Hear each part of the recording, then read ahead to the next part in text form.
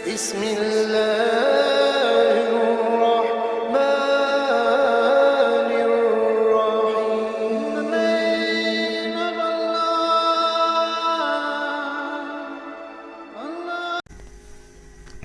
آپ کی بک میں لاسٹ میں قرآن چند 12 قرآنی آیات اور 12 احادیث تقریباً لکھی گئی ہیں. ان میں سے آیت نمبر 1.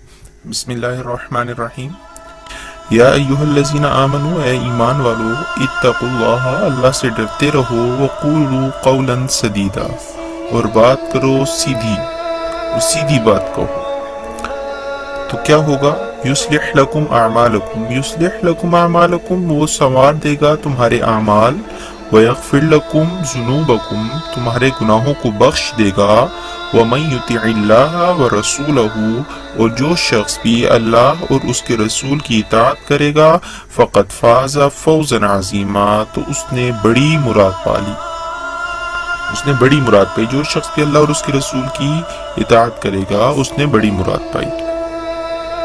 اس آیت میں چند چیزیں غور طلب ہیں کہ سب سے پہلے تو اللہ تعالیٰ نے یا ایھا الذین آمنو، ایمان والوں کو مخاطب کیا کہ اے ایمان والو. یا ایھا الناس نہیں کہا، سب لوگوں کو مخاطب نہیں کیا. یا ایھا الذین کفروا نہیں کہا، بلکہ یا ایھا الذین آمنو کہا، ایمان والوں کو مخاطب کیا. دوسرے نمبر پہ اتقوا اللہ، اللہ نے حکم دیا اللہ سے ڈرتے رہو، اپنے اندر تقوی اختیار کرو، اپنے اندر تقوی اختیار کرو. تقوی ایک ایسی کیفیت ہے کہ جس کی وجہ سے انسان محض اللہ سے ہر وقت اپنے کاموں کے، اپنے اعمال کے متعلق ڈرتا رہتا ہے.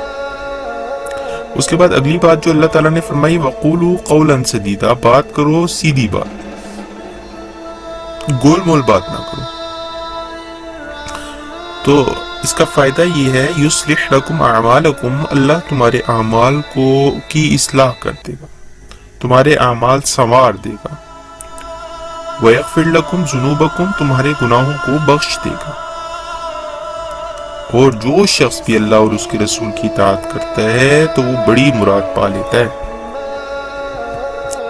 سب سے پہلے اس آیت مبارکہ میں مومنوں کو 3 کاموں اور ان کے اچھے انجام کے متعلق بتلایا گیا.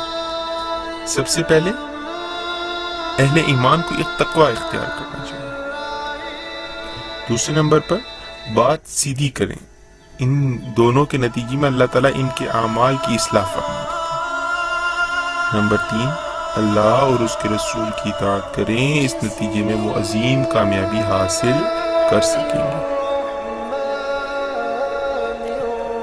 آگے تقوی، ایک تو بات یہ یاد رکھیں، تقوی ایک عربی لفظ ہے جس کے لغوی معنی ہے ڈرتے رہنا. اس میں دوام اور استمرار، ہمیشہ کا معنی پایا جاتا ہے، یعنی ہمیشہ ہر معاملے میں اللہ سے مسلسل ڈرتے رہنا. تقوی ایک کیفیت کا نام ہے جس کی موجودگی میں انسان اللہ کے خود خوف سے ڈر کر نیکی ایک کام کرتا ہے اور برائیوں سے بچتا ہے. قرآن میں ہمیں بار بار یہ کیفیت اپنے اندر پیدا کرنے کا حکم دیا گیا ہے. یہ صرف اللہ ہی سے ڈرنے کا حکم ہے کہ کسی اور سے نہ ڈرا جائے. خوف خدا اور اپنی برائیوں کے برے انجام کا اندیشہ انسان کو نیکی کے راستے پر گامزن کر دیتا ہے اور برائیوں سے بچا لیتا ہے. قرآن مجید سے فیض حاصل کرنے کے لیے تقوی پہلی شرط ہے. جیسا کہ ارشاد ہے کہ یہ کتاب ان لوگوں کے لیے ہدایت ہے جن کے دلوں میں خوف خدا ہے. اس کے بعد اطاعت جو کی جائے وہ خوش دلی سے کے ساتھ کی جائے، ایسا نہ کیا جائے کہ بد دلی کے ساتھ کی جائے. اللہ تعالیٰ سورۃ النساء میں فرماتے ہیں کہ دل میں گھٹن رکھتے ہوئے بد دلی اور بے دلی سے اطاعت نہ کی جائے، نہ ہی ادھوری اطاعت کی جائے، بلکہ خوش دلی کے ساتھ مکمل اطاعت رسول کی جائے. اس لیے ہمیں چاہیے کہ ہم جب اطاعت کریں اللہ کی، اس کے رسول کی، تو خوش دلی کے ساتھ کریں. اللہ اور اس کے رسول کی اطاعت کامیابی کی ضمانت ہے.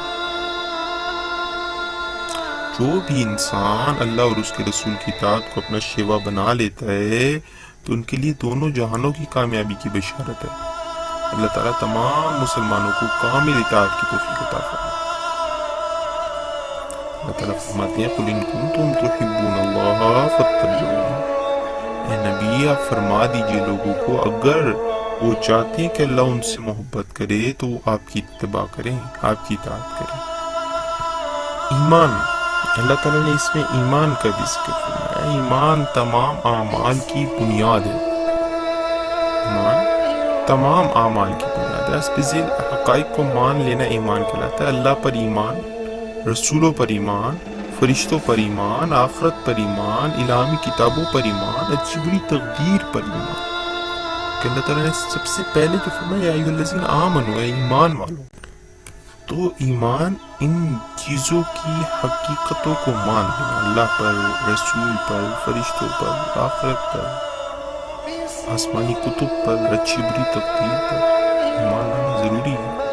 قول سدید سیدھی بات کو کہتے ہیں، حق بات کہنا، سچائی اختیار کرنا، جھوٹ نہ بولنا، ایسی خوبیاں ہیں جو انسان کو راہ راست پر قائم رکھتی ہیں۔